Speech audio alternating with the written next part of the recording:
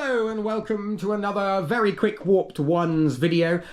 We've come to you on this one because we've started to do a few videos where we're talking about what sort of hobbying materials and sort of gaming materials we've got to help us enjoy the hobby and play better, etc. And so we've decided to come along to have a look at the terrain which we've been using recently. Absolutely. Now, if you've been watching some of our battle reports, and hopefully you have because we think they're cool, so please jump on and have a look. This is the terrain we've been using, and we've actually had comments on our Facebook group and in our YouTube videos where people have said that they really like the videos of us playing on this battle, and so we've been using it a lot recently. So we want to talk to you about it. So Sean, what is this? This is Titan's Terrain. Titan's Terrain. Now, this is something which I ordered from America, Tabletop Titans. Tabletop Titans. We enjoy watching their content, and we saw this and we thought we would like to have a go. Now, the box which Sean is holding is the actual size of the box which this whole terrain set comes in. So straight away, Sean, we don't live together. Unfortunately not. I know, the gaming would continue for days. We don't live together, so I have to drive about 10 or 15 minutes to get to Sean's, or he has to drive 10 or 15 minutes to get to me, and the other members of Warp Ones are very similarly spaced out, so we've all got to transport to do. And obviously, the thing is that whilst we would all love to have this incredible terrain set up everywhere, we are all using our own homes where life happens apart from gaming. It shouldn't, damn you life, but life happens. Unless you keep subscribing to us, and then maybe we can get a studio. Come on, please. Dreams, I love that, Sean. Dreams of big stuff. So obviously we need to transport terrain with us when we're going to different people's houses to play, and we need to do it in a good way. And the thing is that we've got some tournament terrain, sort of like the cardboardy sort of hardboard, plastic stuff. We've got that, and I've got some 3D printed terrain and things like that. And we've got some just generic and GW terrain. Yeah, we've got some all kinds of bits and bobs. But the thing is that once again, it's lots to carry and gets broken. I've actually trashed my tournament terrain, taking it between houses. So actually, we wanted something which would be easy to take with us, looks good, so we have had a punt on this. Now, before I start, I am going to tell you the cost, because this is basically like 90 something pounds. So let's say it's £100, but ordering from America. And at this moment in time, we had a look, didn't we? Because we had a look the other day, and it's £42 for the shipping. So and taxes and that sort of stuff. So basically, what we're looking at here is 130, 140. Let's say £150 worth of terrain. Now, £150 of terrain gets you all of this. And so really when you think about it's for a decent game mat, if you were to order like a mouse pad sort of game mat, that's going to be 70 quid or so, and then once you pay for all the different individual bits of terrain or 3D printed, etc., then you're probably I would say it's quite the same. Comparable. Or you might even be spending more. So why would we choose this terrain? So Sean, would you like to demonstrate? So actually they come in squares. So all of these are in tiles, square tiles. And they're special because it folds. They fold away, and that's how we fit it all into just this one box. One little box. So basically they fold. Fold. And in it goes. What about this big one, Sean? Surely this massive one, which is bigger than your head, cannot fold away? It can! How clever. Can it fit? Yes, it does. And so you can see, so this whole entire terrain set will then fit into that one box for us to take around. Fold in half. And also, like I said, because it comes in the squares, you can say, right, actually, we don't want this in the middle this time. We want this one. Let's put that one in the middle this time. And we're going to have that one there. There we go. So we can be moving terrain about and make different sort of battlefields. Configurations. Yeah. So let's look at the good sides of this. It looks pretty. So we haven't had to paint this. It comes pre-painted and pre-done. That is a massive bonus for us. So we've got good-looking terrain, which we haven't had to spend our valuable time doing because we have other jobs, sadly. Once again, Not if you watch us lot. But we've got other jobs, which means that we don't have time to do everything. I don't even complete all my models, let alone... you've seen the amount of grey that comes on our channel. Well, hopefully you have. If you haven't, then have a look and you'll see that they're great. Exactly. Our hobbying is what we do for our fun and our enjoyment. But yeah, so we haven't got time, so it's nice to have pre-painted terrain ready to go. You can see how quick it is. Literally, we can put down that box and I can come over to Sean's and we can set up a game for playing within minutes. Yes. Absolute minutes. Set up, ready to go, and that just makes a world of difference when you are working, and like us, you're then meeting up at 7 o'clock at night after a long day's work. You don't want to spend then an hour setting up terrain, which is what we've done previously when we've got bits to make. When you're sitting there and then taking that terrain down again at midnight, knowing that you've got to get up in a few hours because you've got to go back to work. Exactly. So that's really good. So it's pre-painted. It's great. It's easy to transport. It doesn't, so and you're not going to break it. And it's quick to set up, and it looks great, and it does really good.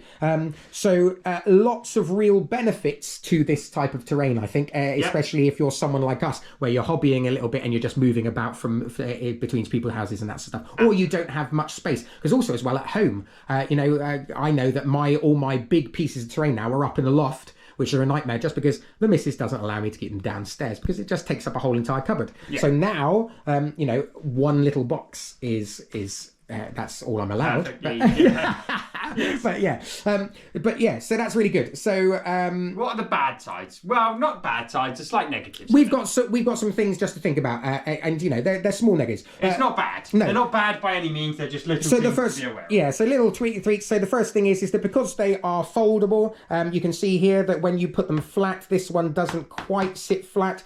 So we are over time we have been bending them out, and they're much better. This one used to stick up all the time, and you can see that it just the corners. So that's the nature of the beast when they're folded and they open up.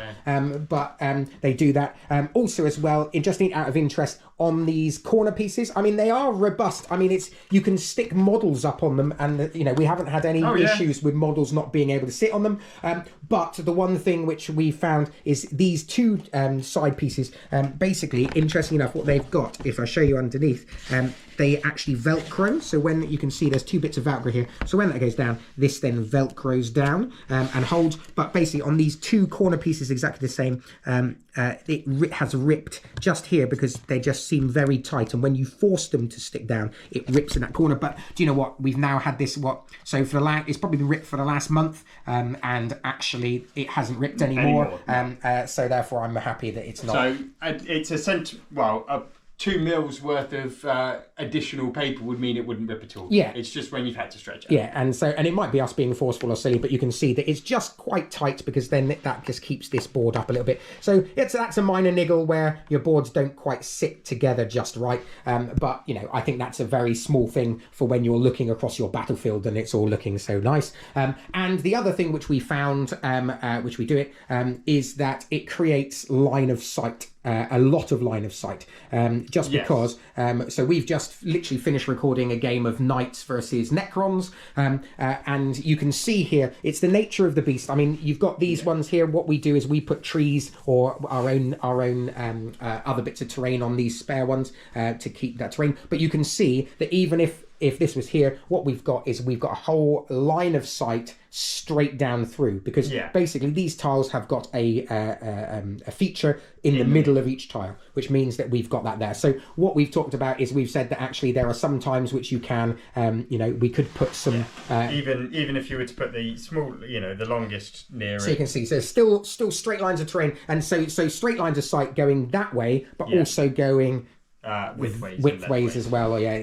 So that's the only thing. So that obviously supports if you are a more shooty army, that makes it much better if you've got a lot of range on your guns, because it means that basically you're crossing through these sort of firing lines with your models. And if you don't have enough movement to get from one terrain piece to another terrain piece and you're stuck out here, then it means you're going to get shot. And there's some armies actually which we play which really don't like that, are wanting a lot more cover than what's available. So there's ways around it though to use that. We've got containers and stuff you can put sort of in the middle of where 4 of the meat, which sort of blocks line of sight for on different things which you can use. You can do things like that. And also just to say, so there is an expansion pack which kind of thinks about that. There's a really good, it's a big cathedral building which actually fills the whole middle section, which would stop the central line of sight being seen. And also it comes with half tiles, so you'd be able to basically move,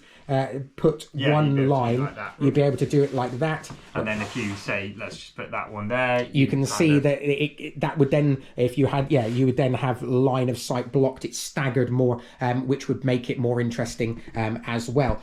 But once again, it's coming from Mercus, so that expansion pack. We're umming and ahhing about it at the moment because I think that's still £90 plus. So I think that's pretty much going to be the same as what we've paid for this one. So you're still looking at £130 for a bit of cardboard pop-up terrain, which will just be adding to this. But like we said though, is that this is a whole table of terrain for that cost. Yeah, for a whole table, you kind of go, you can justify the expansion isn't a whole table.